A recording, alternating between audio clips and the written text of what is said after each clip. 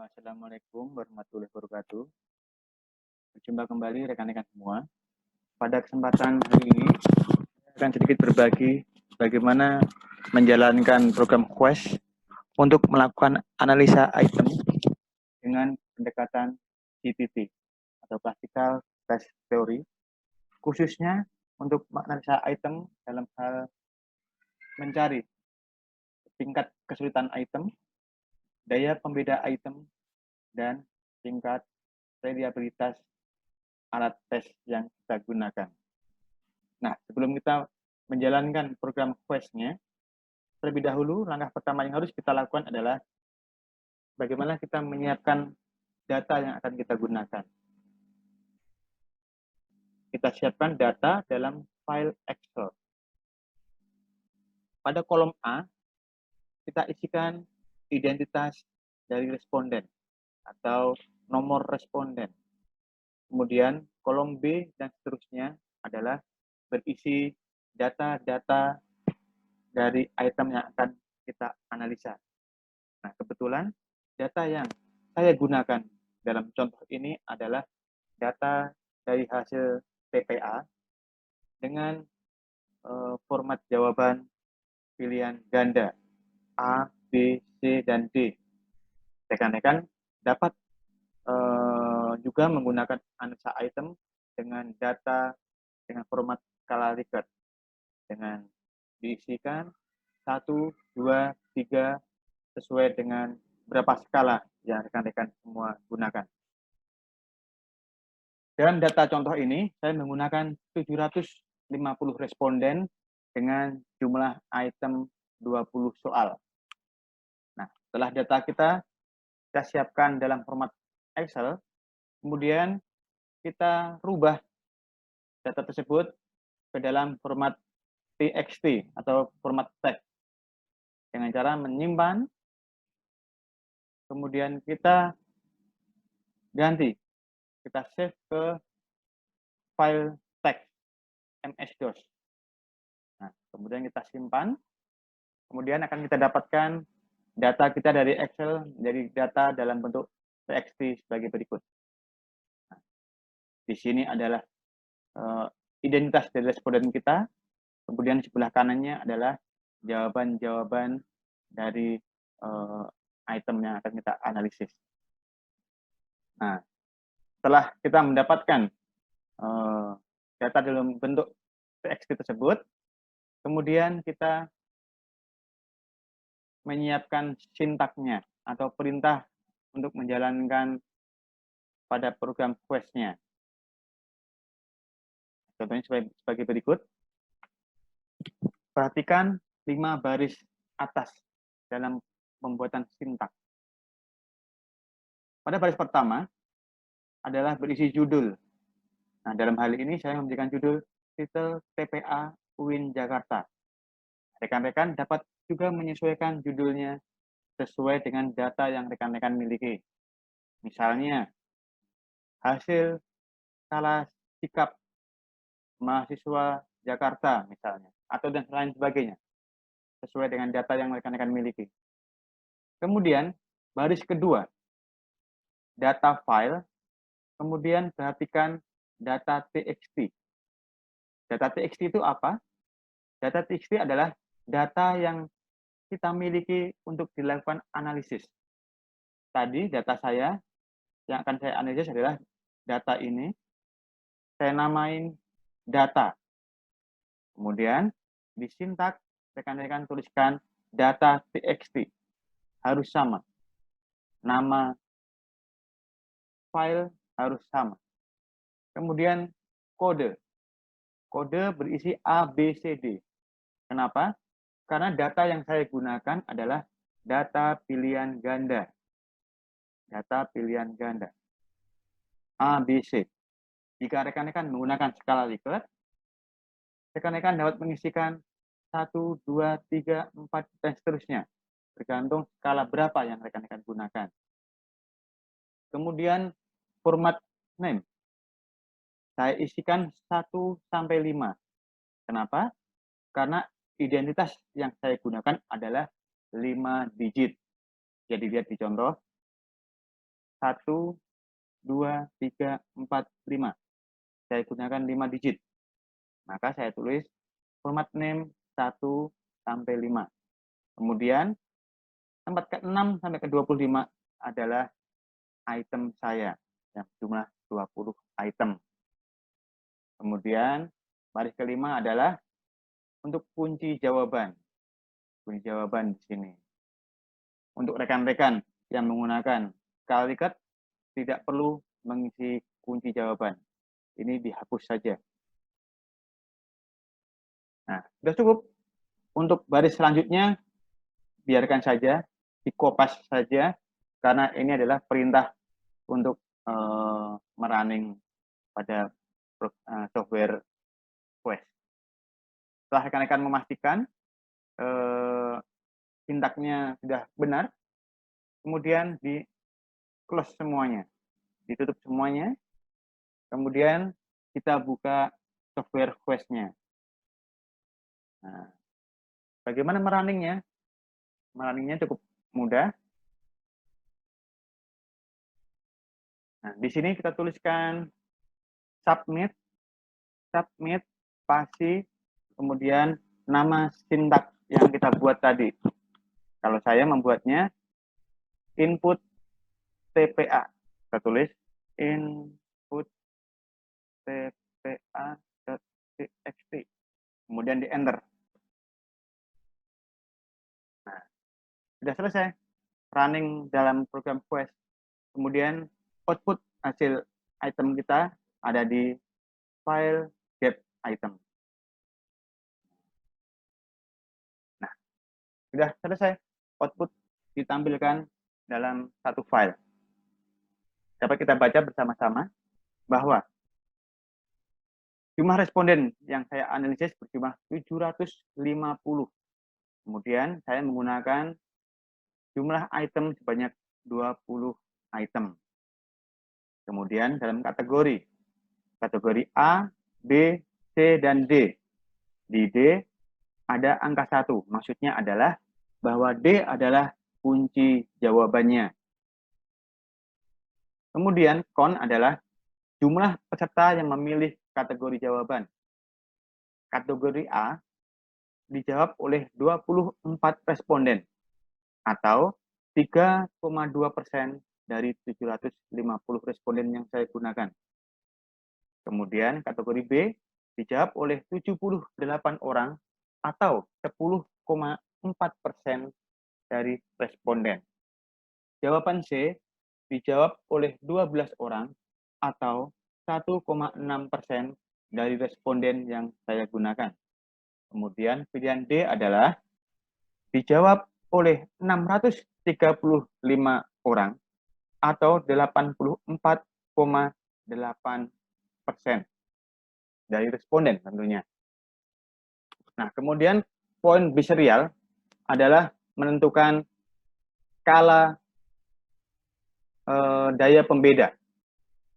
Sudah langsung ditampilkan di atas kanan DISC. Ini adalah skala pembeda. Untuk kita ketahui bersama bahwa standar kesulitan adalah seberapa banyak item tersebut mampu dikerjakan dengan benar oleh responden. Dan indeks daya pembeda adalah seberapa besar atau seberapa tinggi item tersebut mampu membedakan kelompok orang berkemampuan tinggi dengan kelompok orang atau kelompok responden berkemampuan rendah. Untuk lebih jelasnya, kriteria yang dapat kita gunakan adalah sebagai berikut. Untuk tingkat kesulitan, item-item yang dianggap mudah adalah item yang mampu dijawab oleh 70% dari responden atau lebih. Kemudian, item-item yang dikategorikan sebagai item sedang adalah item yang dapat dijawab dengan benar oleh responden banyak 30% sampai dengan 70% responden. Dan item yang dikategorikan sebagai item yang sulit adalah item-item yang dijawab dengan benar kurang dari 30% dari responden yang kita gunakan. Kemudian, untuk daya pembeda, indeks atau kriteria yang kita gunakan adalah indeks di atas 0,30 adalah indeks item tersebut dapat kita terima, atau item tersebut mampu membedakan kelompok-kelompok responden dengan kemampuan tinggi dan responden dengan kemampuan rendah. Kemudian, item-item yang dikategorikan sebagai item yang harus direvisi atau dicek kembali adalah item yang memiliki daya pembeda berkisar antara 0,10 sampai dengan 0,30. Dan item-item yang ditolak atau item-item yang dikategorikan tidak mampu membedakan kelompok berkemampuan tinggi dan kelompok berkemampuan rendah adalah item-item yang memiliki indeks daya pembeda di bawah 0,10. Kita kembali kepada analisa item kita. Pada item pertama, dengan kunci D, dengan daya tingkat kesulitan 84,8%. Artinya bahwa item nomor 1 adalah item yang mudah, karena item tersebut mampu dikerjakan oleh di atas 70% responden. Dan kemudian kita cari lagi daya pembedanya 0,23. Artinya apa? Bahwa item tersebut harus direvisi kembali atau dicek kembali seperti di tadi.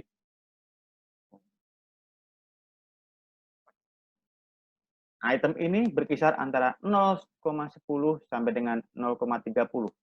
Jadi harus kita lakukan revisi kembali dengan item-item ini.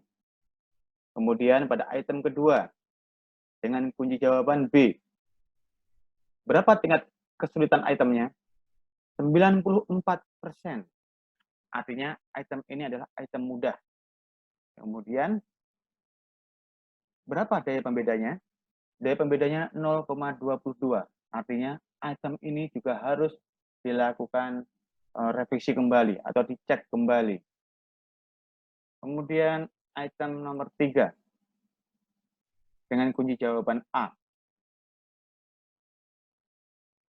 Tingkat kesulitannya adalah 78,2%. Artinya item ini masuk dalam kategori item mudah. Kemudian daya pembedanya 0,36. Artinya item ini mampu membedakan kelompok responden berkemampuan tinggi dan kelompok responden berkemampuan rendah. Selanjutnya, pada item 4. Item 4 dengan kunci jawaban B. Dengan tingkat kesulitan sebesar 69,5%. Artinya, item nomor 4 masuk dalam kategori item yang sedang, karena mampu dijawab oleh 30 sampai dengan 70% responden dengan tingkat daya pembeda sebesar 0,35. Artinya item ini memiliki daya pembeda yang dapat diterima. Kemudian nomor 5. Item dengan kunci jawaban C dengan tingkat kesulitan sebesar 35,6%. Artinya, item 5 termasuk dalam kategori item yang sedang. Dan tingkat daya pembedanya adalah 0,27. Artinya, item ini harus kita cek kembali, atau kita revisi kembali. Kemudian kita lihat pada item 6 dengan kunci jawaban D. Tingkat kesulitan sebesar 19,8%. Artinya item ini tergolong item yang sulit karena hanya mampu dikerjakan oleh 19,8% dari responden. Daya pembeda sebesar 0,29. Artinya item ini perlu dicek kembali atau direvisi kembali. Dan seterusnya. Sampai dengan item ke-20 ke-20 maksud saya. Nah, kemudian untuk mencari daya pembeda, untuk di program quest ada di paling bawah.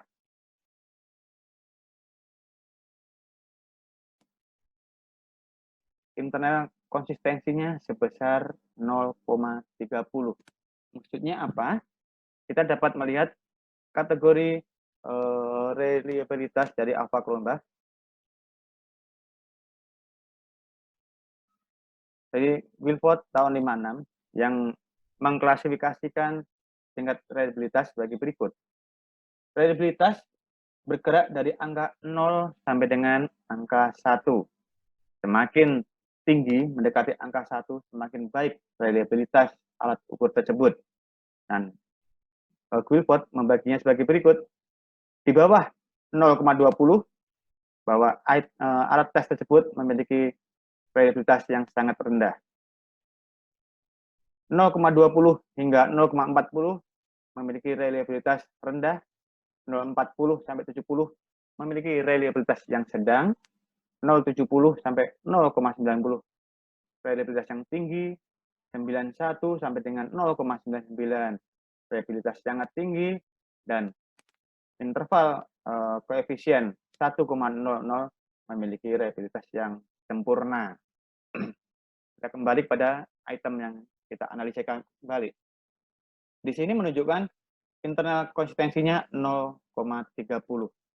Berarti alat tes yang saya gunakan ini memiliki reliabilitas yang rendah.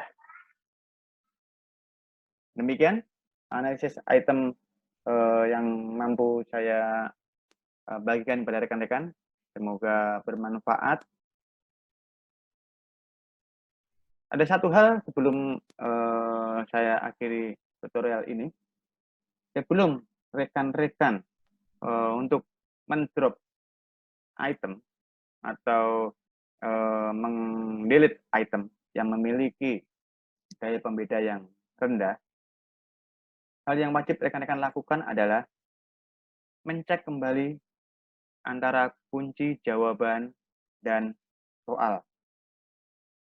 Apabila rekan-rekan menemukan tingkat daya pembeda yang rendah atau di bawah 0,10, dan rekan-rekan menemukan antara kunci jawaban dan soalnya tidak sinkron atau salah kunci jawaban, maka yang harus rekan-rekan lakukan adalah mengganti kunci jawaban tersebut dengan kunci jawaban yang benar. Kemudian setelah rekan-rekan menggantinya, rekan-rekan dapat melakukan analisis ulang kembali. Dan apabila rekan-rekan menemukan daya pembeda di bawah 0,10 dan kunci jawaban dan soal sudah cocok, maka yang harus rekan-rekan lakukan adalah mendelete item tersebut untuk dilakukan analisis selanjutnya. Nah, demikian tutorial singkat saya dalam analisis item dengan pendekatan CTT untuk mencari tingkat kesulitan item, daya pembeda item, dan reliabilitas alat ukur.